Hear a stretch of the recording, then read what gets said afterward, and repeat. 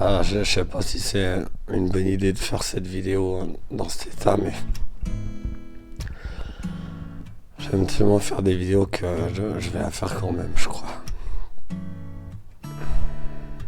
I feel it coming, I feel it taking control. Et bonjour à la caméra, salut.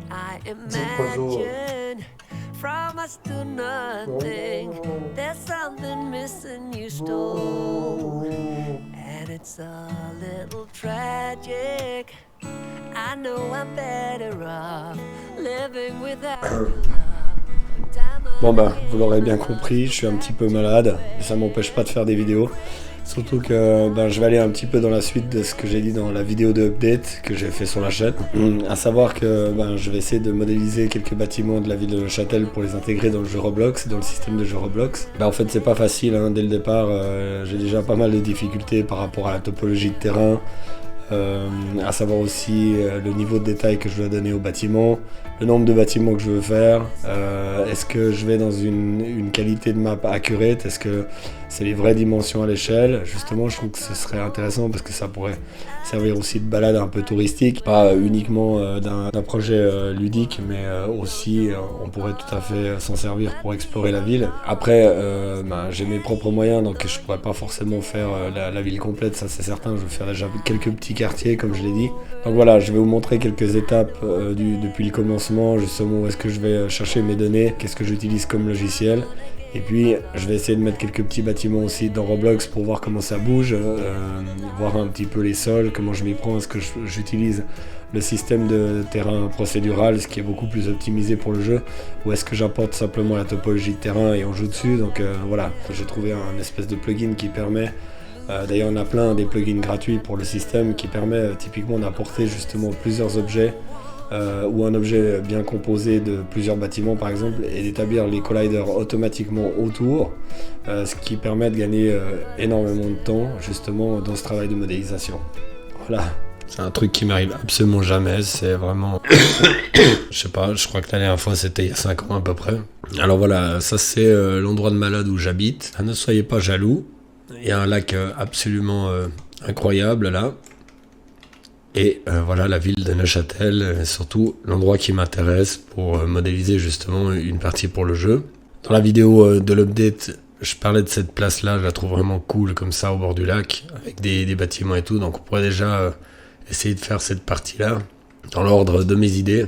Il y a des logiciels de hacking justement de la carte graphique qui existent, donc il y a Reaper RX, qui est en fait un logiciel gratuit qui permet normalement de télécharger en fait tout ce qui se passe dans la carte graphique, dans la VRAM, la mémoire vidéo. Et là, on aurait en fait, ce qu'on aurait, c'est le modèle, le mesh de la topologie du terrain, plus les bâtiments, un petit peu tout appondu ensemble, exactement comme ils sont ici visibles dans Google Maps. Donc ça, c'est Google Earth, pardon. Et on aurait les textures aussi, donc ça aurait été pas mal, au moins comme base de modélisation, parce qu'après, on peut simplement reproduire par-dessus le modèle une topologie qui est beaucoup plus correctement méchée, parce que là, c'est des triangles, c'est impossible, j'appelle ça de la pizza. Je vais vous montrer pourquoi. La pizza, c'est justement quand c'est un peu tout dégueu, comme ici, c'est tout fondu, on dirait que ça a fondu dans l'acide. Bon, à part ça, je critique pas, parce que c'est juste un travail de malade. Faut imaginer que pratiquement la terre entière est modélisée en 3D. Tout ça c'était réalisé par de la photogrammétrie, j'imagine, ou je sais pas s'ils se sont servis des données LIDAR pour améliorer les modèles. J'ai vu que sur les grandes tours, par exemple les buildings aux États-Unis, à New York, on a des modèles qui sont un peu meilleurs sur les tours parce qu'ils ont un algo qui permet de lisser. Quand Google détermine en fait qu'une surface est plate sur une certaine distance, à partir de là, il nettoie le polygone pour avoir justement le moins de méchage possible. Voilà. Alors je me suis dit, ma première approche c'était ça, c'était partir sur une base d'un modèle de référence qui soit bien foutu, qui soit vraiment accurate. Et là, naturellement, Google Earth, c'est pour moi ce qu'il y a de plus cool. En plus, on peut mesurer par-dessus. J'ai envie de mesurer une ligne par exemple, donc je peux mesurer une distance comme ça. On voit qu'on a 0,07 en kilomètres. Hyper efficace, on peut changer le métrique de référence. Et là, j'aurais vraiment eu un super modèle de référence. Malheureusement, j'arrive pas à faire fonctionner ce logiciel. C'est vraiment une espèce de logiciel de hacking. 3D Reaper DX, pas RX, hein, je me suis trompé, de Deep Shadows. Voilà, donc c'est ça. Vous pouvez vous amuser avec. Si vous avez plus de succès que moi, ça pourrait être cool de me le mettre dans les commentaires. Ça participerait à l'amélioration de mes outils. Donc on peut le downloader ici, la dernière version. Et perso, moi j'ai pas eu de succès et je me demande si c'est pas parce que j'ai l'impression que Google Maps doit pas tourner sur DirectX. Il me semble que c'est plutôt OpenGL, mais franchement j'ai aucune idée, donc je vais pas vous dire n'importe quoi. L'autre idée, pour ceux qui connaissent pas, on a une carte libre gratuite qui s'appelle OpenStreetMap. Donc là, vous voyez qu'on se retrouve à Neuchâtel. Typiquement, il y a aussi une grande partie de la Terre. C'est une carte collaborative, d'après ce que j'ai compris. J'ai pas creusé énormément, donc voilà. On a une super base ici pour pouvoir modéliser par-dessus. Par contre, on n'a pas des indications en termes d'élévation. On ne sait pas la position en altitude des bâtiments, on ne sait pas la position du sol en altitude. Ça dépend en fait les régions. Ici j'ai trouvé qu'à Neuchâtel, en tout cas en Suisse, il n'y a pas. Et on n'a pas non plus la hauteur des bâtiments, donc les toits, où est-ce qu'ils commencent, où est-ce qu'ils terminent. Tout ça on n'a pas. Par contre, il existe un système pour exporter. Alors j'en ai trouvé deux. Il y a un plugin dans Blender. Ça c'est le résultat de ce que j'ai obtenu. Ça c'est la dernière version de Blender. Je vous montrerai un petit peu comment j'ai réussi à faire tout ça, parce que là on est sur du mesh qui est propre. Et ici on a des bâtiments qui sont hyper propres, hyper low poly. Mais par contre, voilà, qui sont pas très détaillés, qui sont exactement le reflet de ce qu'on trouve dans OpenStreetMap. Et pour cause, c'est exactement le modèle dont je me suis servi pour exporter ça. Après je vous dirai que c'est pas forcément de ça que je vais partir, parce que c'est pas franchement l'idéal. Mais on a déjà une bonne base, ça aurait été à mon avis une très bonne approche. Je vais vous montrer comment j'ai fait. Ici dans les préférences, on a les add-ons. Et là, on a GIS. Voilà, on a Blender GIS. Si je retourne sur Google, on va mettre Blender GIS. Et là, on a un GitHub. On va pouvoir cloner et downloader le fichier. Ça va nous donner un point zip. Et puis après, sur le bureau, donc, et après, on va aller simplement dans Blender. On va lui dire, voilà, installe. On va sélectionner le zip, il va automatiquement installer le système. Et ensuite, on a, si on va dans View 3D Tool GIS, on va pouvoir avoir plein d'options. Donc là, je vais l'activer. Et ici, GIS. Et là, on peut justement, on peut aller chercher des données OSM sur OpenStreetMap. OSM veut dire OpenStreetMap. On peut importer justement des choses, on peut importer typiquement un point OSM. Voilà, donc il y a plein de choses qui peuvent être faites et ça va permettre justement depuis OpenStreetMap, je vais par exemple exporter mon modèle qui va me demander de sélectionner la zone. On voit que ce sera la zone visible et je vais pouvoir exporter. Et là j'ai des données OSM que je vais pouvoir importer dans Blender et ça va me donner justement, par contre, on va essayer. Voilà, j'ai mes données OpenStreetMap qui sont apparues là. Donc c'est exactement ce qu'on voit à l'écran sur OpenStreetMap. J'ai toutes les topologies de bâtiments en 3D avec les routes. Et ça me permet d'avoir un bon début pour pouvoir modéliser. Mais par contre, comme vous voyez très bien l'écran, on n'a pas de données sur la position du terrain. Et je peux vous dire que ça monte ici, alors que là on est tout plat. Et on n'a pas non plus des données sur la hauteur des bâtiments, ce qui est regrettable. Et par contre, ça nous aurait fait vraiment gagner beaucoup de temps. Là, je vais l'enlever parce que j'aime mieux mon modèle à moi. Alors là, l'astuce que j'ai utilisée, elle est assez cool.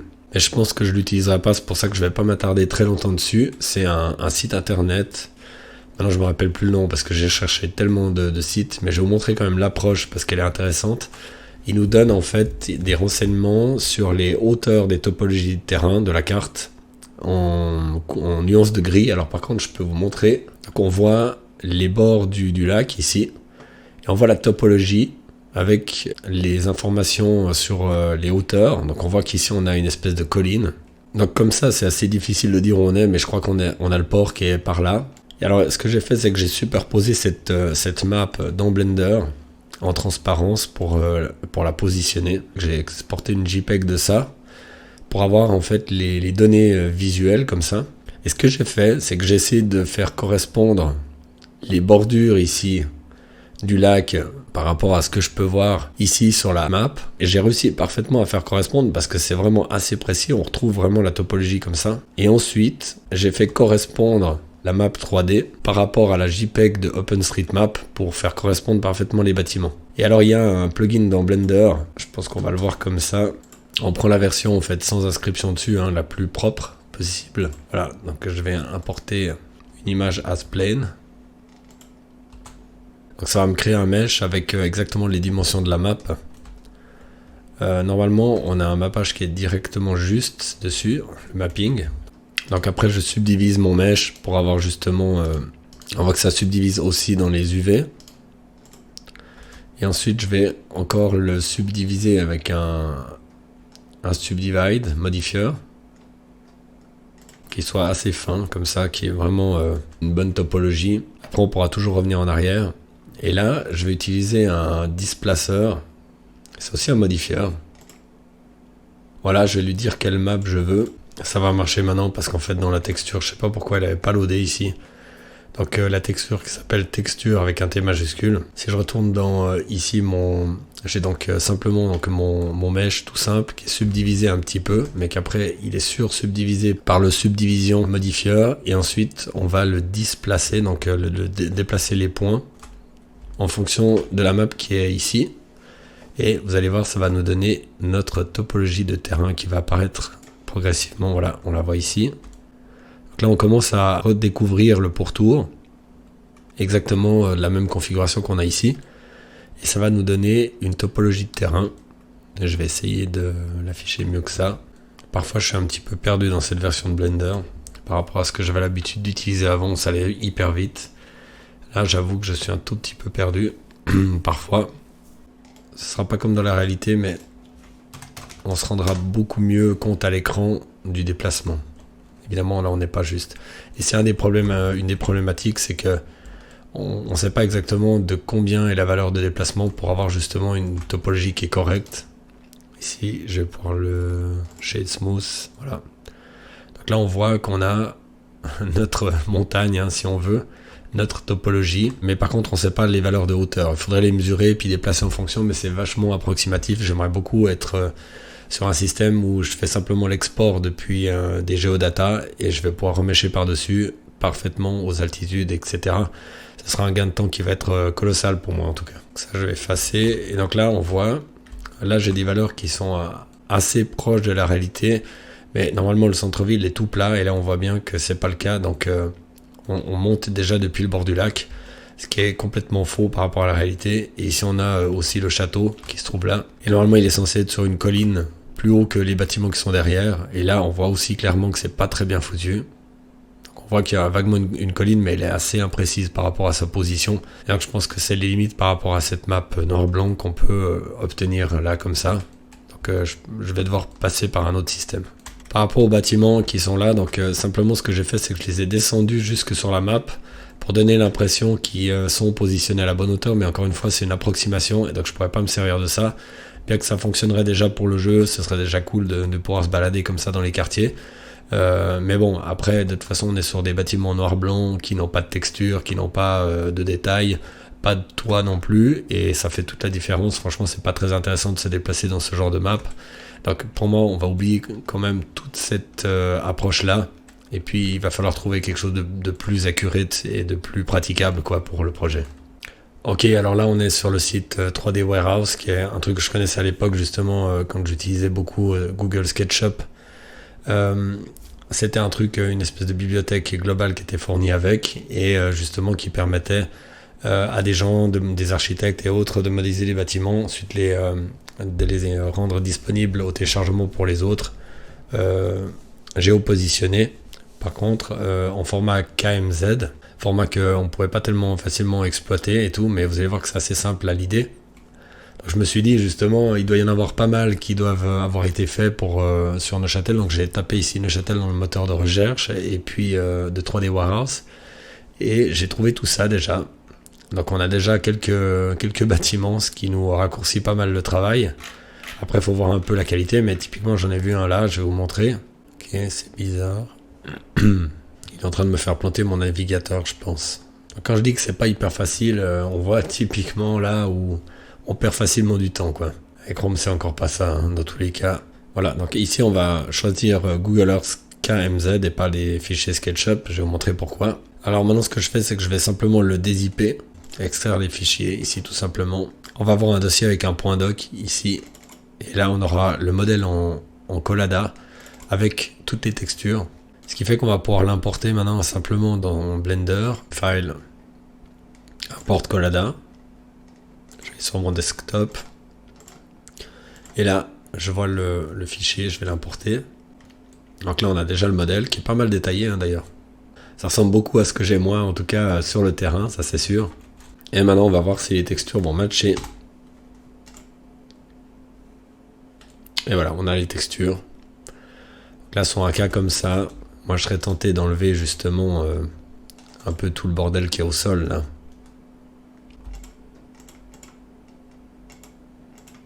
Et je referai le sol en procédural autour, directement dans le moteur de jeu.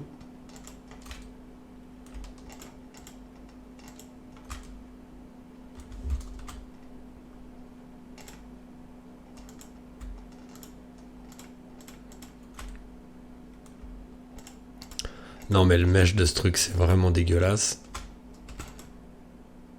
Oh là là, ça c'est typique.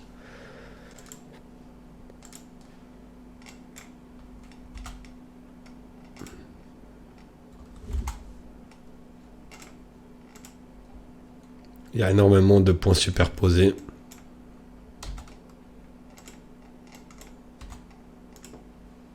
Je dois faire comme ça pour être sûr de tous les avoir.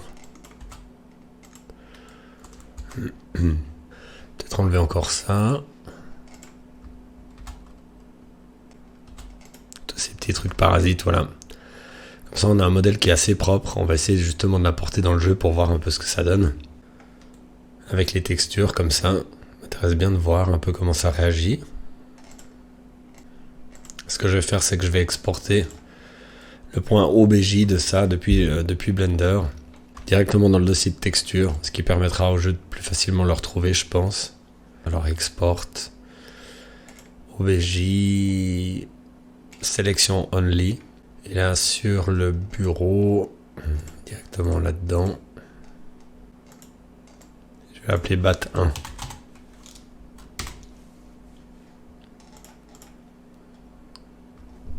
On est dans Roblox.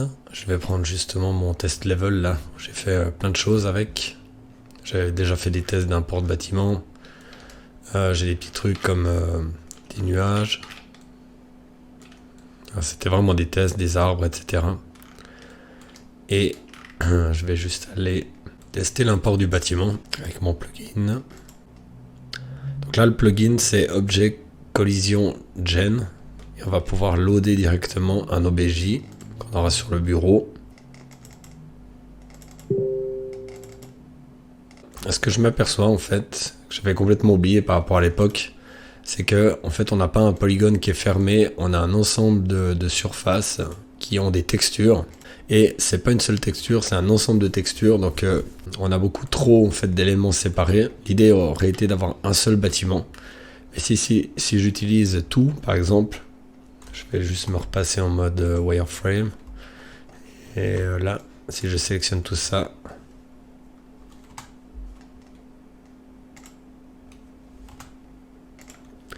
et que je vais faire la jonction de tout, on va perdre les textures sur le bâtiment. Bah, franchement, c'est très ennuyeux. J'aurais préféré justement qu'on ait un bâtiment qui soit d'un seul trait, qui soit correctement bien modélisé. Un peu comme moi j'avais l'intention de le faire. Et puis qu'on ait un seul fichier de texture, par exemple de 1024, avec toutes les textures, disons, dans une seule map. Là, je pense qu'on aurait eu un bien meilleur résultat. Parce que là, comme on voit, on a un ensemble justement de parties de bâtiments. Et ça, c'est un énorme problème. Donc, je pense qu'il va falloir soit que je me remette à créer une seule map et j'irai coller toutes ces photos dans une seule map dans Photoshop et j'irai remapper entièrement le bâtiment. Soit alors je modélise moi-même depuis le début sur une modélisation propre avec un seul mesh extrudé, etc. Et là, je ferai peut-être même moi-même les photos, ce qui pourrait aussi me permettre de bien optimiser. Par rapport à la lumière, j'irai justement faire les photos peut-être alors qu'on a un ciel couvert, ce qui permet d'avoir une lumière homogène. Et on fait justement des textures qui sont beaucoup plus homogènes parce que là on voit par exemple qu'on a du soleil. Et ça, c'est pas idéal justement sur un modèle 3D. Puisqu'en fait l'idée c'est nous après d'apporter le soleil et que ça génère des ombres sur le bâtiment. Et ce serait par accord si on a déjà un éclairage de base en fait quand on fait les textures. Donc je pense que cette approche-là sera pas forcément la bonne, même si je gagne du temps du fait qu'on a déjà une modélisation du bâtiment. Je vais devoir vraiment m'y prendre autrement. J'avais pensé aussi utiliser un drone pour faire un modèle scanné, puisqu'en fait il suffit de survoler le bâtiment. J'avais déjà fait des vidéos sur la chaîne, vous pourrez les voir. On génère un modèle par photogrammétrie. Donc on utilise un drone, on fait prendre 4 à 6 ou une dizaine de photos avec des angles différents autour du bâtiment, généralement à 45 degrés. Et après, on va pouvoir générer automatiquement, avec des logiciels gratuits, des fois de photogrammétrie, des modèles 3D. Et ensuite, on peut éventuellement simplifier justement le mesh, mais on n'a jamais un truc aussi qualitatif que si on l'a modélisé en low poly. Et pour un jeu vidéo, il n'y a rien de tel que le modèle low poly. Voilà. Je ferai des vidéos régulièrement pour montrer un petit peu l'évolution des techniques que je vais utiliser justement pour me simplifier le travail parce que sinon c'est un job de vous. On verra aussi le niveau de détail sur les bâtiments, peut-être que ça se jouera surtout au niveau des textures puis assez peu au niveau de la modélisation parce que je pense qu'on a déjà beaucoup trop de détails ici sur celui-ci. Par contre c'est intéressant d'avoir là par exemple les marches d'escalier, ça nous permet de monter avec le personnage. Je vais quand même voir si j'arrive à l'importer quand même maintenant que c'est un seul objet. Mais j'ai l'impression que j'ai quand même des problèmes avec ce truc-là. On va l'appeler BAT2. Alors là, on a déjà plus de messages d'erreur. Ça, c'est déjà un bon point. Après, c'est pas dit que ça marche encore dans Roblox. Il n'est pas vraiment très facile à se déplacer par rapport à dans Blender, par exemple. On se déplace beaucoup plus facilement dans le level. Je vais peut-être le sauver maintenant dans l'état où il est, parce que si ça plante, ça va m'énerver. Alors, Load Object. Voilà, le mesh est là.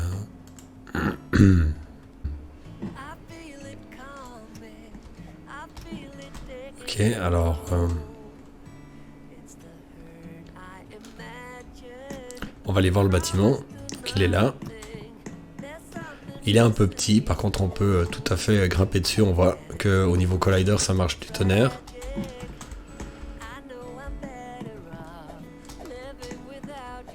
Ça, au niveau du jeu, on n'aura aucun problème. Hein. J'utiliserai des arbres qui sont fournis avec la librairie Roblox. Je ferai aussi des tutos justement sur l'aménagement.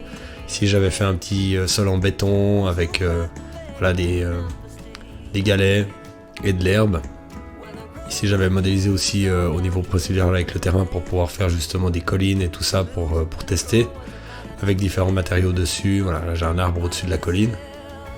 Mes petits nuages qui sont en géométrie, qui permettent comme ça, ils se déplacent par rapport au fond de ciel. Et on a justement un bâtiment qu'on a importé de Google Warehouse, mais je pense que c'est pas la solution. Je modéliserai moi-même en ultra low poly, puisqu'il y aura plusieurs bâtiments. Et on pourra justement, à mon avis, pas les visiter. Peut-être que certains, je les ferai avec la possibilité de les visiter, il faudra voir. Mais on voit que ça marche très bien, il y a juste les textures qui ne sont pas passées, mais bon, de toute façon, on n'était pas dans une configuration pour que ça fonctionne bien. Donc voilà, je pense qu'on va s'arrêter pour aujourd'hui avec la vidéo. C'était justement pour vous montrer un petit peu quelques techniques que j'ai utilisées pour en arriver justement à ce point, à ce stade du projet où je dois prendre des décisions, comment je vais correctement commencer pour pas être bloqué, freiné et tout dans la suite du jeu. Et puis je me réjouis de faire les premières versions à uploader sur la plateforme Roblox pour pouvoir justement commencer à vous permettre de jouer à l'intérieur de cette map, vous faire découvrir cette région de Neuchâtel. Et là on voit que ça marche assez bien, là, l'auto-importeur Obj. On voit qu'au niveau collider c'est vraiment excellent. Je me réjouis de vraiment travailler correctement sur les bâtiments pour qu'on puisse vraiment aller les escalader, peut-être même effectivement visiter certains. Donc je vous remercie d'avoir regardé la vidéo jusqu'au bout pour ceux qui l'auront regardé.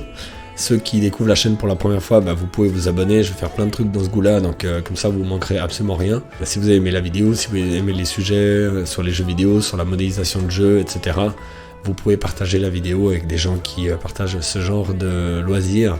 Ça me ferait très plaisir. Voilà. Je vous souhaite une très belle journée et de très belles fêtes de Noël. À très bientôt.